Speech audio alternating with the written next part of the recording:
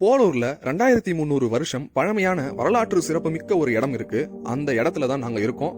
இந்த இடத்துல அப்படி என்ன வரலாற்று சம்பவங்கள் நடந்தது, யார் வந்தாங்க, எங்கிருந்து வந்தாங்க, இந்த கோயிலை கட்டினது யாரு, சோழர்களுக்கும் சமண கோயிலுக்கும் என்ன தொடர்பு இருக்கு, இதையெல்லாம் தெரிஞ்சுக்கலாம் வாங்க.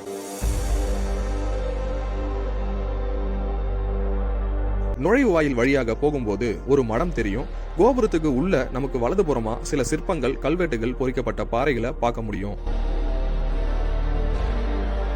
முக்கியமா கல்வெட்டுகள்னு பார்க்கும்போது சோழர்கள், பாண்டியர்கள், சம்புவராயர்கள் மற்றும் விஜயநகர மன்னர்களைச் சேர்ந்த 30க்கும் மேற்பட்ட கல்வெட்டுகள் இந்த கோயில்ல கண்டுபிடிக்கப்பட்டிருக்கு. அதே சமயம் கல்வெட்டுகள்ல இந்த ஊரோடைய பழங்காலத்து பெயர் வைகா ஊர் அப்படின்னு செதுக்கப்பட்டிருக்கு. இந்த மலை அரகந்தகிரி என்ற பெயராலையும் அக்காலங்கள்ல அழைக்கப்பட்டிருப்பதை கல்வெட்டுகள் உறுதி செய்திருக்கு. கோயிலுக்கு உள்ள ஒரு மடம் இருக்கு. இதன் வழியா போனோம்னா ஒரு முக்கியமான அறை திறந்து வைக்கப்பட்டிருப்பதை நம்மளால பார்க்க முடியும். சரி, இந்த அறைக்குள்ள அப்படி என்னதான் இருக்கும்னு போய் பார்த்தா முன் வாசல் வழியா நமக்கு முன்னாடி ஒரு கற்சிலையும், அதை கடந்து போனோம்னா 24வது தீர்த்தங்கரான மகாவீரர் சிலை தியான நிலையில வைக்கப்பட்டிருந்தது. அவருக்கு பக்கத்துல ஒரு சில சிலைகள் உடைந்து இருப்பதையும் உங்களால பார்க்க முடியும். அநேகமா இந்த உடைந்த சிலைகள் காவல் தெய்வங்களாகவும் இருந்திருக்கலாம்.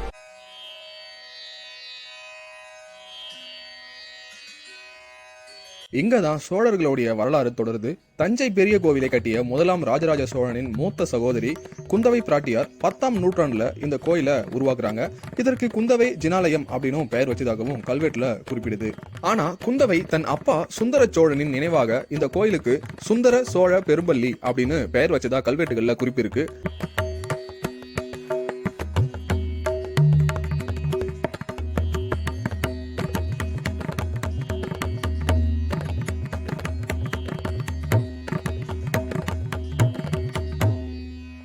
கோயில்ல இருக்கிற மடத்தின் வழியா முன்னாடி போனோம்னா பாறைகள்ல செதுக்கப்பட்டிருக்கும் மகாவீரரை பார்க்க முடியும். வலது பக்கமா போனா அந்த குகை உள்ள இடங்களுக்கு போக முடியும்.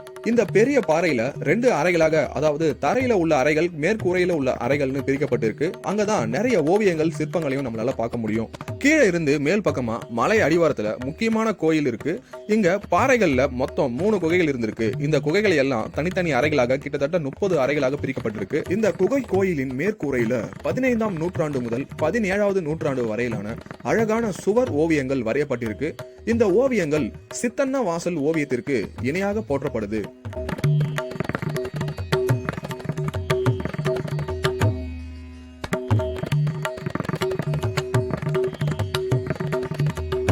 அடுத்ததா கோயிலுக்கு வெளியே வந்ததும் பாறைக்கு மேல போகக்கூடிய வழியை நம்மளால பார்க்க முடியும். 140 படிக்கட்டுகள் கடந்து மேல வந்த உடனே மிக பெரிய பாறையில செதுக்கப்பட்டிருக்கும் 22வது தீர்த்தங்கரான நேமிநாதர் சிலையை பார்க்க முடியும். 16 அடி உயரம் கொண்ட நேமிநாதர் சிலை தமிழ்நாட்டிலேயே மிக உயரமான சமண சிலையாக திகழ்கிறது. இந்த சிலை 12ஆம் நூற்றாண்டை சார்ந்த குணவீர முனிவரால் உருவாக்கப்பட்டது.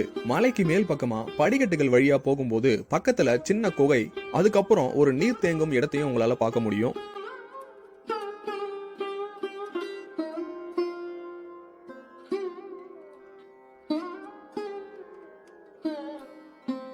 பாறைக்கு மேல ஒரு உருண்டையான பாறை இருக்கு. பாறைக்கு பக்கத்துல கொஞ்ச தூரம் போனீங்கன்னா இந்த ஊரோடைய மொத்த அழகையும் உங்களால ரசிக்க முடியும்.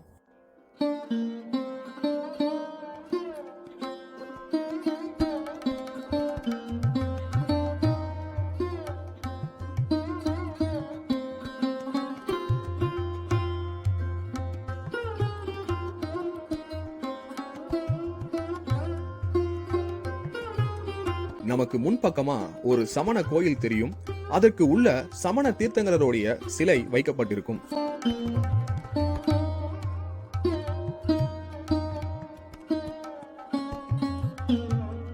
முக்கியமா இந்த மலை கிட்டத்தட்ட 2300 வருடங்களா சமணர்களுக்கு ஒரு சிறந்த தியானம் பயிற்சி செய்கின்ற இடமாகவும் கலை, கல்வி கற்பிக்கும் இடமாகவும் திகழ்ந்திருக்கு. இந்த நேமிநாதர் வாழ்க்கை வரலாறு ரொம்ப பிரமிப்பா இருக்கு. நேமிநாதர் இந்து புராணங்கள் படி கிருஷ்ணர் மற்றும் பலராமனருடைய உறவினராக கருதப்பட்டார். சரி, இவர் ஏன் திகம்பரர் ஆனார்னா, வரலாற்று முறைப்படி நேமிநாதருக்கு திருமணம் செய்ய ஏற்பாடு செய்யப்பட்டிருக்கும் போது விருந்துக்காக ஏராளமான விலங்குகள் கொல்லப்பட்டதை கண்டு மனம் வருந்தி உலக இன்பங்களை துறக்க முடிவு செய்திருக்காரு. நடக்க இருந்த திருமணத்தையும் நிறுத்தி உடனடியா துறவரம் மேற்கொண்டு சமண திகம்பர் முறைப்படி அனைத்து பற்றுகளையும் நீக்கி ஆடைகளின்றி தவம் செய்ய கிளம்பிட்டாரு.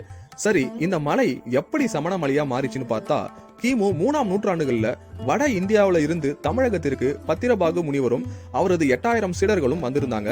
அவருடைய சீடர்களும் இந்த மலையை ஒரு தவப்பள்ளியா தேர்ந்தெடுத்து கிட்டத்தட்ட கிமு 3ஆம் நூற்றாண்டு முதல் கிபி 6ஆம் நூற்றாண்டு வரை 900 வருடமாக இந்த மலை ஒரு தவம் தியானம் மேற்கொள்ளும் இடமாவே இருந்திருக்கு. இதற்கு சான்றாக மலைக்கு மேல பாறைகள்ல 3 பாதங்களை செதுக்கி வச்சிருப்பது உங்களால பார்க்க முடியும். இந்த இடத்துல நிறைய சமண முனிவர்கள் தவம் செய்து முக்தி பெற்று இருப்பதாக சொல்றாங்க. இந்த திருமலை சமண கோயில் உண்மையாவே ஒரு நல்ல புனித தலமாகவும் சுற்றி பார்க்க நிறைய வரலாற்று ஆதாரங்களையும் கொண்டிருக்கு. இந்த இடத்துக்கு வந்து பாத்தீங்கன்னா ஒரு நல்ல அனுபவங்களை உங்களால பெற முடியும். இந்த வீடியோ பிடிச்சிருந்தா மறக்காம லைக் பண்ணுங்க, கமெண்ட் பண்ணுங்க, அப்புறம் சப்ஸ்கிரைப் பண்ண மறக்காதீங்க.